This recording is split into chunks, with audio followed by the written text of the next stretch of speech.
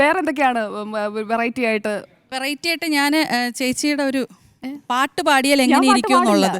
പാട്ട് പാടില്ല, പക്ഷെ ഞാൻ ചേച്ചിയുടെ ശബ്ദത്തിലൊന്ന് പാട്ട് പാടാൻ ശ്രമിക്കാം. ഈശ്വരാ, ഇത് എനിക്ക് തന്നെ പണിതരാനായിട്ട് ഇതൊക്കെ ഒരു രസമല്ലേ? രസം ശരി, ഓക്കെ. അപ്പോഴ് വാഴ എന്ന് പറഞ്ഞ സിനിമയിലെ സൂപ്പർ ഹിറ്റ് ആയിട്ടുള്ള വാഴ എന്ന സിനിമയിലെ സൂപ്പർ ഹിറ്റ് ആയിട്ടുള്ള ഏ ബനാനെ ഒരു പൂത്തരാം, അത് ഞാൻ എന്റെ ശബ്ദത്തിൽ പാടാണ്. സത്യം പറഞ്ഞാൽ ഞാൻ ഭയങ്കര പാട്ടുകാരിയൊക്കെയാണ്. മാധ്യമപ്രവർത്തനം മാത്രമല്ല, എനിക്ക് പാട്ട് പാടാനുമുള്ള കഴിവുണ്ട്. ഇത് കണ്ടോളൂ. തേരാ മേരാ ജീവൻ ഏതോ കാലക്കേടിലാണോ?